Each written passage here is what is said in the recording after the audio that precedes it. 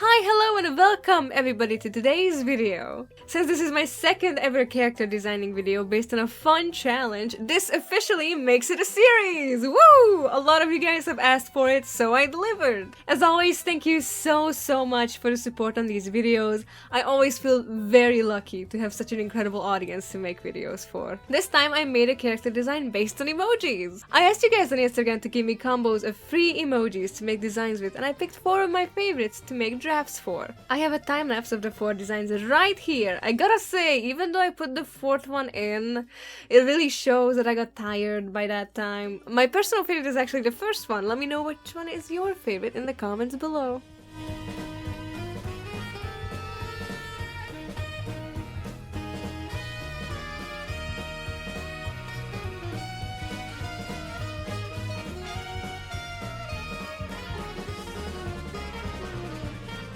Once I was done with these, I put these options up on my Instagram story once again so you guys can choose which one gets made into a video. It was a close contest between the first 3, but the 3rd option ended up winning. It didn't surprise me that much. I thought it was either gonna be 1 or 3, to be honest. But 2 was a strong contender as well. One of my friends really wanted that one to win. Moving right on to the official reference page section, I can now talk more in detail about the design itself. The base idea was a cyborg who had flowers growing out of crevices between skin and mechanical parts. I ended up dubbing him the cyborg florist. He just seemed like someone who would own a flower shop. I incorporated the coffee element more as a color rather than an object in the end. I wanted it to be an object, but it just didn't end up working out in my head. I know, a little cheap from me. The heart monitor thing on the chest was actually added in during this process. I thought it would be a nice touch. It also kind of reminded me of Metaton a little bit. Even though he's a cyborg, I can't explain it, but he's giving me mermaid vibes. Or is it just me? Maybe it's the pants and the long, luscious hair. I don't know. By the way, I loved drawing his hair. You guys will see it in the illustration portion. It's just very satisfying to work with. I also really enjoyed the colors on this one. They remind me of spring with all the pink and of course the flowers. Honestly, I wasn't sure if I should give him pink eyes, but I did end up going with it in the end because other colors just didn't look as nice.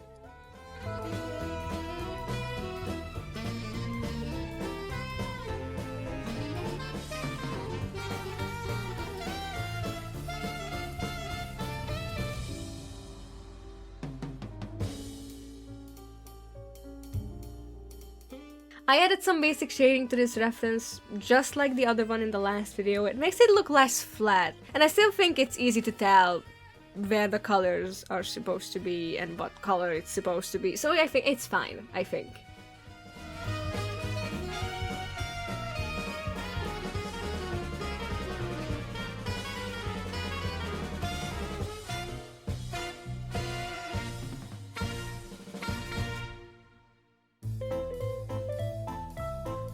And this time I was able to film me making the background as well, since we have a uniform background going for these sort of video designs now. And with that, we are done with the reference sheet. Now onto the illustration portion. I made a tiny thumbnail sketch first before I started recording, and then I scaled it up and drew my sketch over that. Most of you guys already know this will end up becoming my line art as well, because we simply render everything on one layer in this channel. It's nice. I will talk more in detail about why that is the case. I jumped back and forth between the design and the drawing quite a bit in the beginning. I'm sorry, I know it looks a bit annoying, but I just needed to make sure everything looks like the same mostly. I know the coloring portion looks a bit underwhelming at first. It's because it is. I just like to set the colors down for characters I've never drawn before first. I don't like straying too far from the original colors when I'm drawing someone for the first time.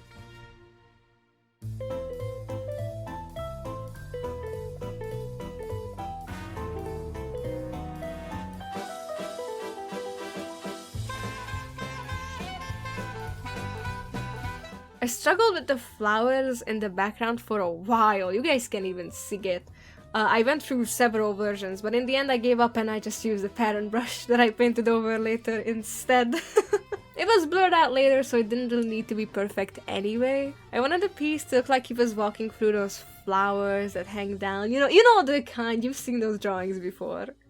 Very pink composition as well, I know. I just really felt that pink vibe from this character, you know? This is where I started putting down my shades and color correcting a bit to make it all come together better. Honestly, I always feel very insecure, if you will, about the colors I work with till the very, very end. Because that's when it truly comes together properly, in my opinion. I don't use layer modes for most of this. And when I do, I use soft light for gradient maps. 90% of the time. So this is kind of my way of making sure that the colors look as vibrant as possible. A lot of layer modes feel like they wash out the pretty colors I had. So it makes me distracted from the fact that my base colors are also desaturated. Working this way always keeps me changing the colors freely, and I think the final piece looks way more lively because of it. Because I still keep my old habit of going with kind of desaturated colors in the beginning, and then I realize later that it's very desaturated after I'm already done with the piece and I'm looking back at the time lapse and I'm like, oh my god, it used to look this way.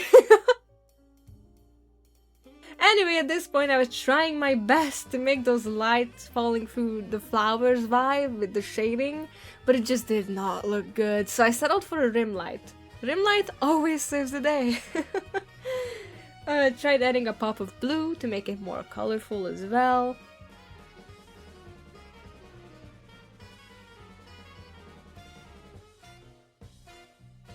Trying a lot of gradient maps, as always. You guys already know how indecisive I am with these. We don't need to talk about it anymore.